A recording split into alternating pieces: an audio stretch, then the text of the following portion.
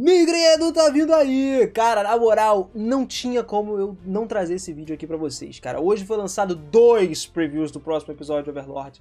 E, mano, já dá pra gente ver muita coisa que vai acontecer em 60 segundos de vídeo desses previews, cara. Com essa revelação principal de que finalmente a irmã da Albedo vai dar as caras pra gente, mano, eu fiquei simplesmente num hype total. Precisava trazer esse vídeo aqui de análise pra vocês, desses 2 previews, pra gente conversar um pouquinho sobre o que tá por vir nesse próximo episódio. Inclusive já tinha muita gente que me pedia pra fazer isso. E lógico, eu não deixei de fora. Então prepara comigo, vamos lá, vamos dar uma olhada geral no que vai rolar, no que o preview trouxe pra gente. Obviamente que não vai ser aquele completaço igual uma análise de episódio, mas a gente vai trazer muita coisa a mais pra você aqui. Vamos que vamos.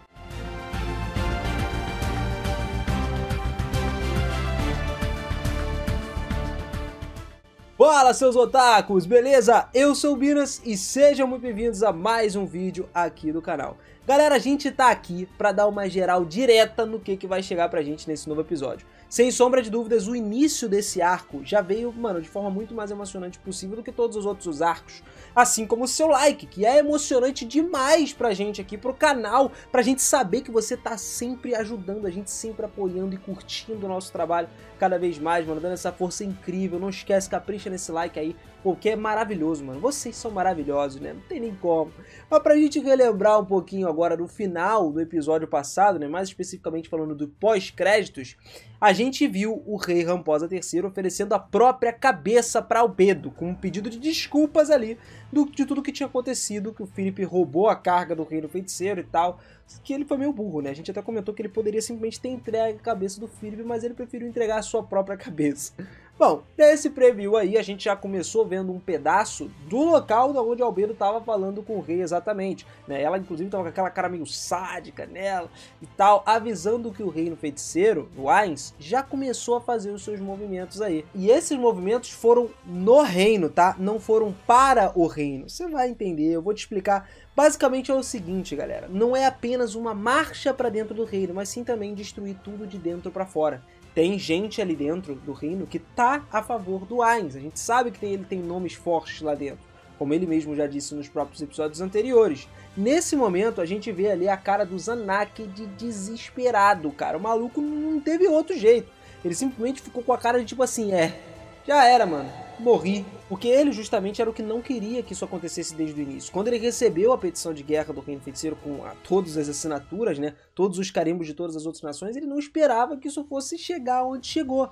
Inclusive, já tinha falado que a ideia era não lutar contra o Reino Feiticeiro na reunião que teve. Mas agora era tarde demais.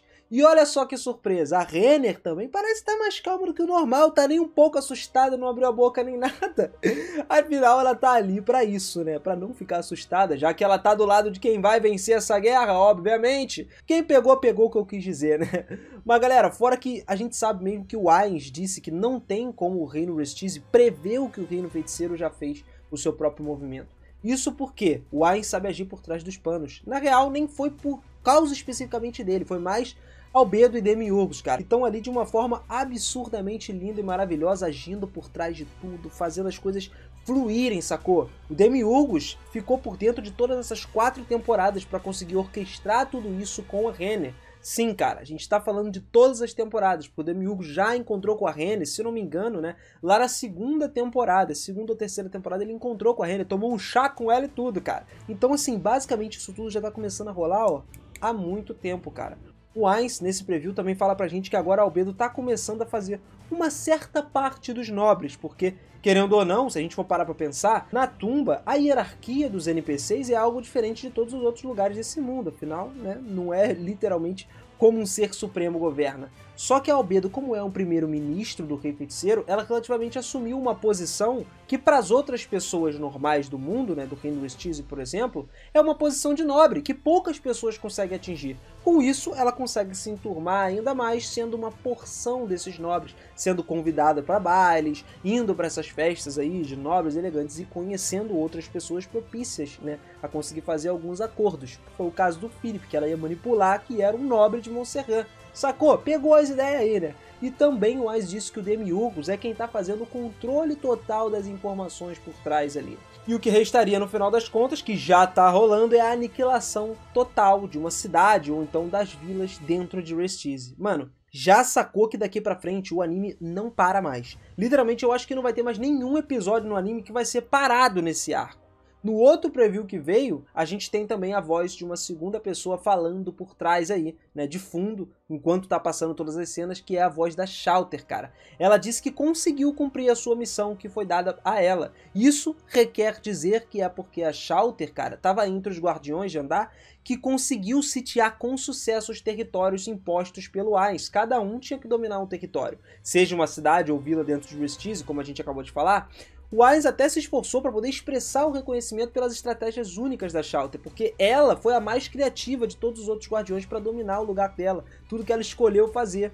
E cara, eu espero drasticamente que isso fique mais claro dentro do próximo episódio, desse episódio novo pra gente. Inclusive, o próprio Maré ficou ali meio que receoso, também falou um pouco, né, que não conseguia exterminar o pessoal da área dele direito, mas o nosso guerreiro verdadeiro, né, o Ainzurigon Momonga, sinistro, vai mostrar pra gente como é que se faz pra dominar o lugar no próximo episódio. Isso já foi dito e claro pra gente. O que aparece também pra gente nesse preview é uma reunião que tá rolando entre os guardiões. Cada um tava aqui tomando as suas devidas posições. E eu vou te confessar que a mais interessante e mais esperada por mim dessas posições aí, apesar da Shallter ter conseguido ser inteligente o suficiente pra dominar dela, é a da Albedo, porque no momento ela tava uma parte toda felizona lá, provavelmente foi na hora que o Ainz deixou ela cumprir o seu plano de simplesmente acabar com o verme que ousou roubar o Rei Feiticeiro. Pois é, o novo burrão de Montserrat, sacou? Barão, burrão, tá bom, tá valendo. Esse é o tal do Mula. O Philip, cara, que é o grande premiado da vez, que, mano, infelizmente vai dessa pra melhor. Nesses dois previews, normalmente são partes cortadas especificamente de dentro do anime, não são partes seguidas, né? São algumas partes de dentro de um episódio inteiro. Então a gente tem logo depois uma reunião com os NPCs, dessa reunião com os NPCs, né? Um momento em que a Pestônia tá parado do lado do Ainz e ele tá encontrando com Sebas, por exemplo. E essa cena, inclusive, a gente já tinha visto em outros trailers de temporada, né? Em algumas antes da temporada ser lançada. Junto com ela vai rolar o pedido da liberação do monstro. Tá a mais braba de todas, a Nigredo, cara. Eu acho que a Nigredo é a personagem mais esperada dessa temporada disparado, mano. Eu, sinceramente, tava louco demais pra ver ela, mais do que qualquer outra coisa. Na real, mano, é que o Overlord tem tanta coisa boa que fica difícil da gente saber o que é melhor ou pior, ou então o que é o mais esperado ou não é. Mas, sem sombra de dúvidas, ela é o personagem novo mais esperado que eu estava aguardando. Nesse caso, ela foi revelada pra gente apenas como corpo, e também usando uma tesoura gigantesca na mão, que, por sinal, tava com ketchup na ponta, mano. Será que ela rolou, tirou a vida, cancelou o CPF de alguém no meio? Pode acontecer, né, mano? E vou te falar, a Nigredo é uma personagem roubada demais, cara. Isso porque, quando se procura candidatos para dirigir toda a agência de inteligência liderada pelo Demiurgos, a Albedo mesmo observou que a sua irmã mais velha, Nigredo, podia ser a escolha decente para isso. No entanto, vendo que a Nigredo não era uma aliada em que a Albedo mesmo pudesse confiar incondicionalmente, ela começou a pensar de uma outra forma, de dar a ela uma autoridade para poder gerenciá-la. Então, de acordo com a Albedo, se a Nigredo descobrisse todas as verdadeiras intenções dela, ela sentia que perfeitamente era possível que a Nigredo se tornasse inimiga dela no futuro, e isso não seria bom. Então, como a gente estava falando dela ser perfeita para esse plano do Demiurgos, é porque a Nigredo é um Magic Caster, cujo poder dela se concentra principalmente na coleta de informações. E o que a gente falou que o Demiurgos estava fazendo? Coletando as informações no geral. Ela é conhecida como um dos NPCs de Nazarick, cujo poder está bem próximo ao nível mais alto. Então pode-se supor que ela seja mais ou menos do nível 90 ou superior a isso. Como a gente já viu, quem acompanhou o Ainz até a Nigredo foi o Sebas, cara. Isso porque, como o Sebas é um companheiro que simpatiza com os humanos, por causa da Tuária, a gente viu nas outras temporadas passadas, a Nigredo tem um nível de afinidade com ele devido ao seu senso de compartilhar misericórdia e bondade com todos os humanos. Como visto, onde o Sebas acompanhou e aprovou o pedido da Nigredo e da Pestônia com o Ainz para poder poupar alguns civis inocentes lá dentro do reino Restizi. Isso vai ser visto mais pra frente pra gente. Ele era conhecido por apoiar e aprovar ambas as suas opiniões, né? Várias opções alternativas para poupar alguns humanos eram impostas à mesa, a fim de promover, de fato, uma agenda e o bem-estar de Nazarick, sem causar literalmente nenhum massacre em massa muito absurdo. Durante os eventos que vão rolar nessa temporada da Queda de Restizi, a gente sabe que basicamente ele vai ter uma grande influência para não acontecer certos massacres, mas vai acontecer alguns de qualquer jeito, então fica por dentro aí, cara. Mas apesar dela ser do jeito que a Nigredo é, ela não é uma pessoa insanamente ruim, né? Ela é fisicamente estranha, mas na verdade ela é até uma pessoa mais misericordiosa do que a própria Albedo, se a gente for parar pra pensar. Talvez a Nigredo nem tomasse tanto ódio assim do Philip como a Albedo tomou, se bem que no caso ali a Albedo ficou meio que constrangida, porque basicamente ela deixou a sua subordinada deixar que o subordinado da sua subordinada desse ruim. Ela tava no comando, ela que tinha que arcar com essas consequências, pelo menos foi como ela se sentiu. Outra parte que foi mostrado pra gente também são os 4 armamentos, cara, que é o grupo que vai defender Enauru da batalha contra o Ainz. Nesse mesmo episódio, então, a gente já sabe que vai ver as tropas começando a chegar no reino ainda assim, né? E a cidade de Enauru foi uma cidade que recebeu a declaração do reino feiticeiro de guerra contra o reino Restizi. Ela veio de um mensageiro enviado da capital há cerca de um mês atrás. Só que pela lógica convencional, os cidadãos da cidade pensaram que, não acreditaram que o reino feiticeiro fosse atacar o extremo norte do reino. Eles supunham que os caras iam direto na capital para acabar com o rei e tal, seria o alvo principal. Só que assim, a atmosfera de Enauru permaneceu a mesma, independentemente da declaração de guerra de alguns dias atrás ou não. Ficou a mesma coisa. Além da diminuição do número de comerciantes ambulantes nas ruas, a vida continuou como de costume, cara. Só que o barão vizinho e alguns dos seus subordinados e o resto da sua família acabaram fugindo às pressas para Enauru. Aí deu ruim. Depois que alguns mortos-vivos começaram a aparecer lá de repente atrás desses caras aí, mano, eles simplesmente começaram a massacrar todos os civis que estavam no seu domínio.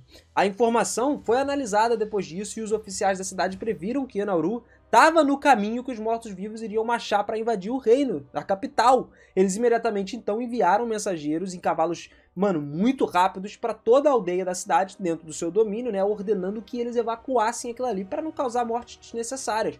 Como a cidade de Enauru estava prestes a ser invadida pelo exército de zumbis, a Guilda dos Aventureiros escolheu um grupo de aventureiros 4 armamentos, que era o que a gente estava falando, que era liderado pela unidade de Magic Caster na batalha contra ela. Basicamente, quando o Ladino disse aos membros dos 4 armamentos para considerarem os preparativos para sua fuga, Lilinette, que era o representante por pensar que isso seria possível, fez com que a sacerdotisa do grupo acreditasse que, considerando que os seus oponentes eram mortos-vivos, eles não deviam descartar a possibilidade de ter um exército gigante de mortos-vivos marchando até eles do mar, então talvez não fosse dar para eles fugirem.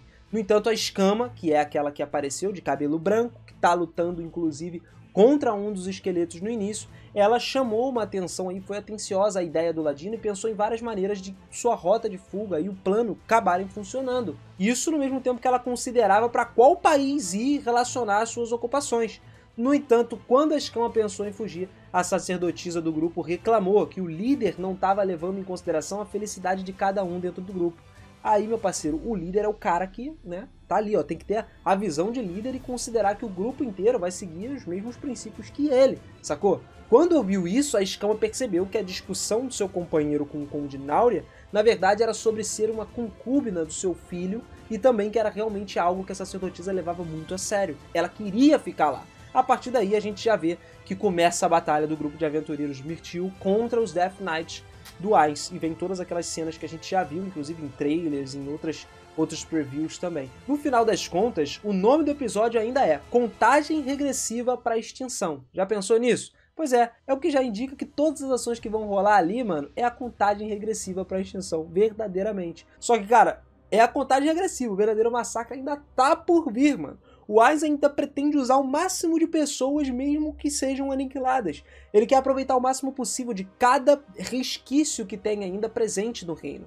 Porque se você parar pra pensar, se você não lembra, o Ainz tem a habilidade de transformar mortos em mortos-vivos. Então imagina só, o exército dele aumentando cada vez mais com cada pessoa que vai ser pega de surpresa nessa tacada dentro do reino Restizi feita pelo reino feiticeiro. O negócio vai ficar sinistro. Fora que a quantidade de fome de poder que o Ainz tem, que só cresce, né? Ele também pretende extrair até a última gota das riquezas do reino. E para isso, você pode contar com um dos motivos mais brabos da Renner estar presente lá dentro. Ela é que vai ser um meio de orquestrar isso tudo pro Ars conseguir as riquezas, inclusive alguns itens muito poderosos que estão lá dentro que ele vai pegar para ele, como o caso da Regzored. Para quem não sabe qual é, a espada do Gazef Stronov. Ele vai pegar isso daí para ele também. Enfim, esses dois episódios, esses dois previews aí que vieram pra gente, mostraram bastante coisa desse episódio. Obviamente que a gente não viu tudo que vai rolar, porque, na verdade, vai ter muito mais coisa do que isso. Coisas, inclusive, que eu vou deixar para trazer aqui para vocês na terça-feira, no dia do lançamento oficial do episódio, que a gente tem muita coisa para explicar. Ainda mais se rolar alguns cortezinhos aqui e ali, a gente vai ter que trazer, ó, completaço para vocês. Vocês sabem que eu sempre completo o máximo possível aqui, tá? Então a gente veio discutir um pouquinho sobre o que esperar e pode apostar que não vai faltar essa análise completa para vocês. Mano, não vai faltar de jeito nenhum. Então, se você curtiu esse vídeo aqui, esse estilo novo, né, de trazer um pouquinho antes o que vai acontecer no próximo episódio a partir dos previews, capricha naquele likezão aí, mano, que, pô, vocês sabem que eu faço com todo carinho, mano, e tentando trazer o melhor conteúdo pra vocês sempre, e o like ajuda muito a gente a conhecer um pouquinho, a trazer mais conteúdo pra vocês, a ter mais gente junto com a gente, né, o YouTube entregar esse vídeo pra outras pessoas, e também, não esquece, pra você acompanhar todas essas análises, esses reviews completaços, mano, você precisa estar inscrito aqui no canal e com o sininho ativadíssimo. Porque assim você recebe todas as notificações e fica sabendo de tudo direitinho, toda a informação, porque, pô, informação não falta pra vocês, seja de Overlord ou de qualquer outro anime aqui no canal. Você sempre vai estar por dentro de tudo. Valeu demais, família, tamo junto sempre, beijão no coração de vocês, um forte abraço e eu te espero lá no próximo vídeo, hein. Fui!